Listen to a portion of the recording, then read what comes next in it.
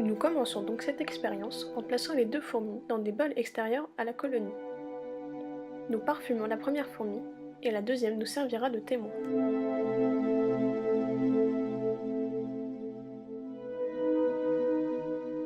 Après avoir attendu quelques minutes, nous les réintroduisons parmi leur colonie. Voici leur milieu de vie. Pour ne pas que les fourmis s'échappent, les bordures de la boîte sont recouvertes d'huile, un répulsif de fourmis.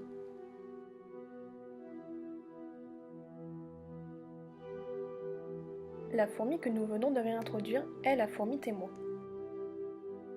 On n'observe aucune réaction de la part des autres fourmis.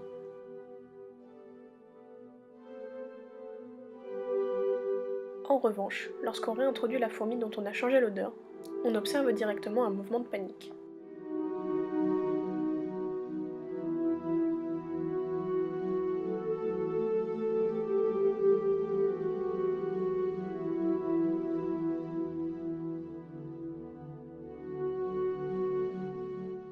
La reine, qui est habituellement calme et immobile, se déplace et semble inquiète.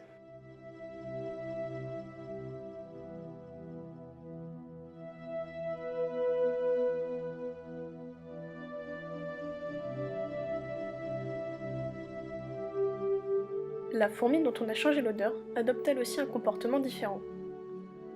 Au contact des autres fourmis, elle fuit. Elle se déplace beaucoup plus rapidement que d'habitude.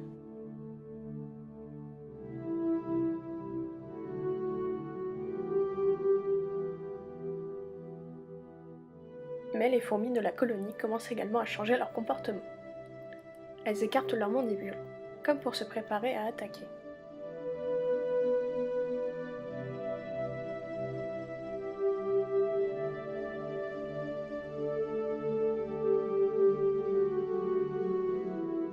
Puis un comportement plus agressif survient. Elles attaquent celle qu'elles considèrent désormais comme une étrangère.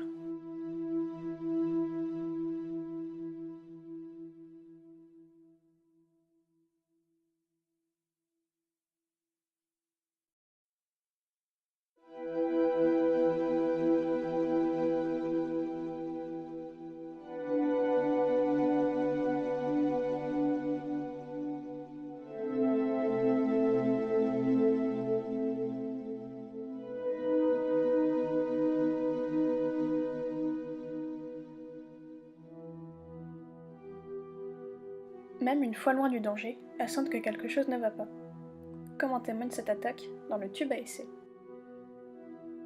On peut même observer que certaines fourmis se mettent dans la position qu'elles utilisent pour jeter de l'acide.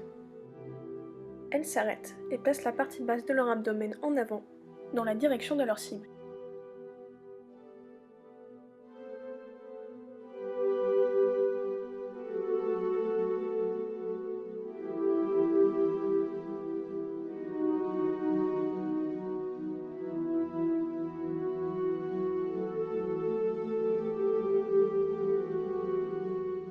Après plusieurs attaques, la fourmi dont on a changé l'odeur est morte. Elle n'est pas morte d'une seule et grosse attaque, mais la succession de coups qui lui ont été assénés durant les différentes attaques l'ont affaiblie jusqu'à sa mort.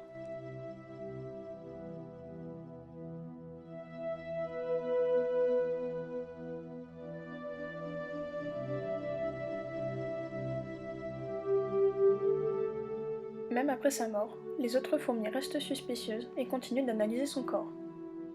Une d'entre elles a même attaqué son cadavre.